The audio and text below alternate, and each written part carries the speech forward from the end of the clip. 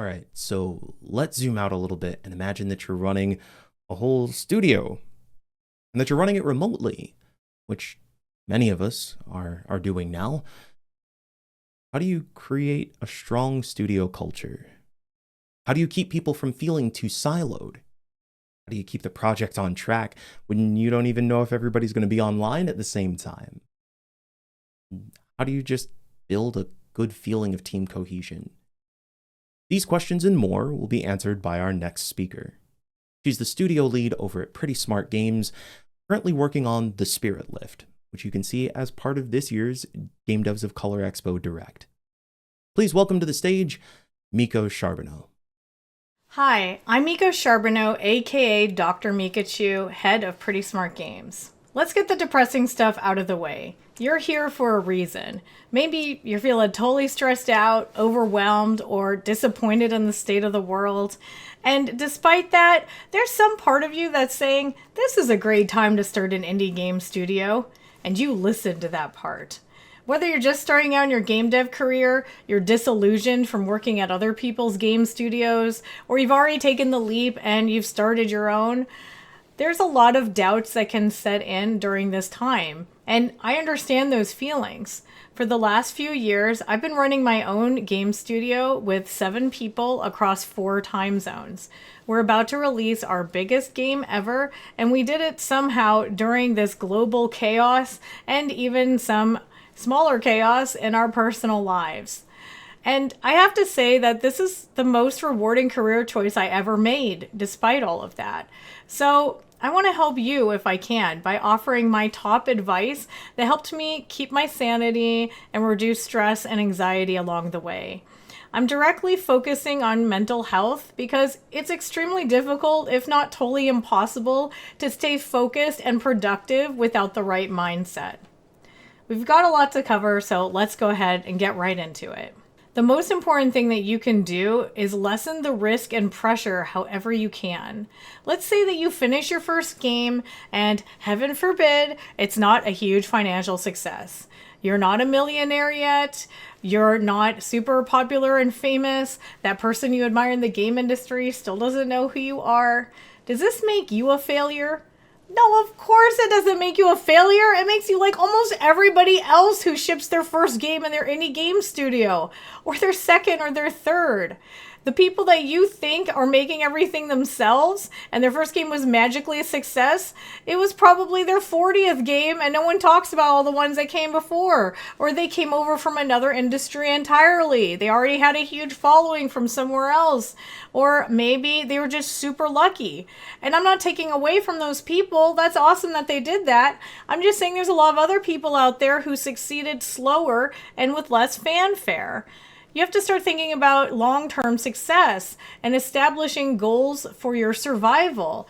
If your next game release is risking your financial stability or health, then of course it's going to heighten your stress levels and you might not be able to finish at all. You'll have to take all that pressure on or pass it on to your team. Consider instead, if you have to work a day job unrelated to games in order to save up your budget, if you have to live with family for a while, if it takes several more years because of health issues, or because you just don't have time. You have kids and dogs and cats and ferrets and fish and parents to take care of.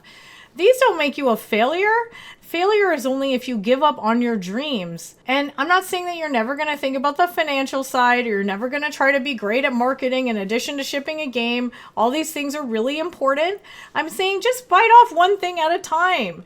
This is what makes running a studio different from shipping a single game. You're building a legacy and, dare I say, a brand. Every game that you release should leave you in a good place where you're proud of what you did and you're ready to move on to your next project. So we work across time zones, and I'm glad we do because I get to hire people regardless of where they live. However, when you don't see people in person, there's a risk of losing track of how they're doing, and people can start to feel isolated or underappreciated. Communication is key, even if it's happening asynchronously, as in whenever each person finds that time to check in with you. So if someone leaves a post in whatever app you use to group chat, Make sure that you react as soon as you can. It may seem like a small thing, but it's really not. Encouraging everyone to leave emoji reactions and GIFs and comments on someone else's posts is extremely important. It lets them know that you saw what they did. And when people are working in different time zones, sometimes it feels like you're just throwing something into abyss and waiting for nothing to happen. And that leads to uncertainty and lost progress. It's also lonely if you're the only one who's posting. So you can set an example by posting your own small updates regularly. I borrowed this advice from Masahiro Sakurai. He's got an incredible YouTube channel with amazing advice on being a creative director and a leader. And one thing that he says is that he does a blog post or a screenshot every day when he works on a game. As we got further in development, I found myself getting into this habit too. Most people focus on their own work and they start to lose track of everything that's happening outside of that. I noticed that my team was checking in more often when I began posting more. They were more aware of what was happening in the game in general, and there was an increase in their own posts because they saw that every shared item didn't have to be a perfectly polished blog post. It could be really small, a new art sketch, a snippet of code you're working on, or a funny bug that you found. Keep it easy and you'll start to find the energy to do it daily or close to it. You also need to track tasks clearly and leave space for questions. It doesn't matter what app you use for tasks, but it does matter that everyone is willing to use it and not feel intimidated by it. So if you're noticing that people seem confused with the process, that's a good reason that you should try to find a different app or a different workflow. It should be an app that it's easy for people to tag you in and other people so that it's easy for them to let you know if they have a question and you need to get to it later on. And when creating a task, your job is to make success clear and easy to obtain. When tasks are vague, they create stress on that team member. For example, a vague task could be something like create the first level of the hotel. And some people might be extremely motivated to try out ideas, but without your vision, it's not going to be clear what direction you want them to go. So a better example would be sketch 5 room layouts of the first level of the hotel using this mood board for decor reference. The room should be 5 meters by 5 meters and give a sense of dread and worn down opulence. Make the sketches as different from each other as possible to generate discussion at our next sync.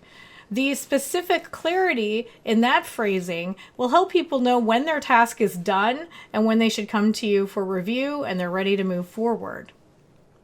It's also good to have regular check-ins with people, but this doesn't always have to be face-to-face either. We use a bot to automatically message everyone at the end of the week with 3 simple questions. What did you do this week? What will you do next week? And do you need anything? I found that I don't like pinging each person individually, so this tool makes sure it happens regularly without missing anyone, and I learn new things about people almost every week based on what they're willing to share. I also fill these out so people know what I'm doing, and we can turn it off if someone is out of office. And it's important to point out that it's not a problem if someone fills out their form for the week and it says, I didn't get much done because my family was in town. That lets me know that something happened. I can figure out if the task should be delayed, if we should scope it down, or maybe postpone it until later. Your team shouldn't be afraid to tell you that they had a bad mental health day or a time conflict. And that's only possible if you trust each other and you're honest with each other. It turns out when people trust each other, they share information. And the more information you have, the better decisions you can make. As leader of your own studio, this decision-making power is vital to your success. Making any decision is better than making no decision at all, even if you fear that it's the wrong one. So one of the best things you can do is train yourself to know what you want, be consistent, and be clear. And when you're really not sure, tell people that, open up to them, and let them know you're also open to suggestions. You can let them know what would help sway you one way or the other, or articulate why you're having trouble deciding, and that'll let people give you helpful advice and move you past that block together. Now, you'll also often be the person who has to say no to the wishes of others because there's no budget or time, and that can feel pretty bad. It sometimes feels like it's also in conflict with you wanting to listen to everybody's voices. Early on, we created a section in our design document that was called Wild Ideas, and literally anything could go in there. I think the first idea was simply a dancing bear. It could be about anything. It doesn't even have to be about the game, just people's top of their mind thoughts as they have fun working on it. We ended up with a lot of funny t-shirt slogans as well. And this is all in a place where people can have fun and they can check in, and occasionally something would make it into the backlog. Then, as we got further into making our game, people's ideas shifted to things that they wanted to do to make the game better. And sometimes that wasn't always my highest priority. So I taught the team to manipulate me. Basically, I showed them how they could make a bug with the feature that they wanted to add, and that they would have to explain to me why this is great for the player and necessary to move up in priority. So for example, if somebody wanted to add more animations for a creature, they could say that it would improve clarity on what the creature's actions were during battle, instead of just saying because it would look cool, even though it would definitely look cool. And now all of you also know how to manipulate me, so please use that power sparingly for my sake. One thing that this team has taught me is that they love to be social with each other, and they work faster and better when they co-work. So we have a silent co-working time. I'd never thought of this before. I always thought of co-working as something where you jump into a voice channel and you gotta make sure your hair looks nice and everybody's talking and it's hard to concentrate. But we actually join a channel together and everyone's mics and videos are off and we just share our screens. Seeing what other people are working on is really motivating and it encourages you to do your own work. We always think about people's time zones when we're setting these co-working sessions together, but people can also jump in whenever they want unplanned in case anybody's around that wants to join. And we also do social time where we're not allowed to talk about the game. This also means that you can't talk about other games in your genre as a workaround to really talk about your game. We call this fika time after the Swedish tradition, where you get yourself a little snack and you get yourself a little drink and you just hang out and chill. And sometimes people even chill and they don't say anything. They're just vibing, and that's okay too. These times are completely optional. They're just social time in case people want to bond or they want to just talk about life or have a little bit of a break. And finally, we come to embracing your shortcomings. Now, if you're like me, you might have a little voice in the back of your head that's happy to tell you about your shortcomings all day long. Well, we're not talking about that voice. We're talking about embracing the things that you're not personally great at right now and accepting them. You can start by evaluating how much of the work on your current game is new skills that your team has never done before. If it's a high percentage, like 50% or more, start thinking about how to get that number down, because the higher the number is, the more risk you're taking on with this project. As an example, in our current game, The Spirit Lift, we're making a 3D game at a scale that we'd never done before. So we made intentional choices at the beginning to do low poly 3D, grid-based movement, and to not do rigged animation. And this really reduced our technical load. It also reduced potential bugs so we could focus on the new areas that we thought would bring the most value to this game. And when everyone on the team feels safe discussing their abilities, it's also easier to address problems. I love hearing someone ask for help because it means I can give them better direction, I can get support from another teammate, or we can rearrange tasks. No one should feel uncomfortable when tasks are moved around or disrespected. And that's possible if we're all encouraging each other and reminding each other about how awesome our strengths are. Strengths are not just dev skills. Teammates with enthusiasm, curiosity, organization, and great communication are all making the game better through their outlooks and attitudes. Another way that you can embrace shortcomings is to know yourself when you're under pressure. One thing that I do is I don't want anyone else to burn out, so I start to take on all the tasks no one else is doing, and suddenly I have 5 times as many. And that's a bad habit of mine. So what I do is I have somebody ready to call me out. Usually my romantic partner. I'll say, the next month, I really think that I'm going to be trying to do too much. Can you just tell me that I'm working too late, that I am having too many tasks put on me, and just let me know and bring attention to that so I know that I should probably stop. Oh, and here's another shortcoming of mine. I've been told that I'm extremely cheesy and sappy, so I'm going to end this talk with a very important thing. In fact, the most important thing that I want you to remember.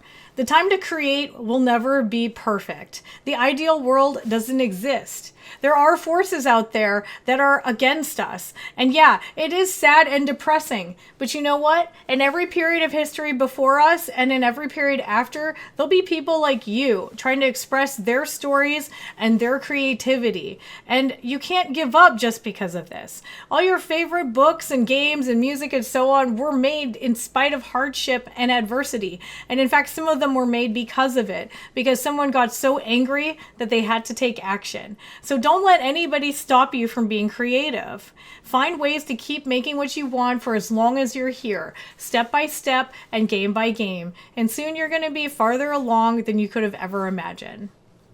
Thank you for listening. I'll see you in the chat, and you can always find me on Blue Sky, Twitch, and you can check out our game, The Spirit Lift, on Steam and Itch. I don't know about you, but regardless of the flack she might have given herself, I for one appreciated that little sappy, sentimental ending.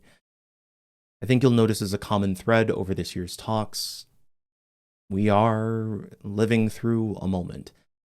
Being able to recognize and speak to that moment with others in community is really impactful. And that's part of running a good remote studio as well. I hope that you took some notes, because those tips that she gave can apply in a range of situations. If you want to keep up with Miko, you can follow her on Twitch or on Blue Sky at Dr. Mikachu, and make sure that you wishlist The Spirit Lift, coming out soon.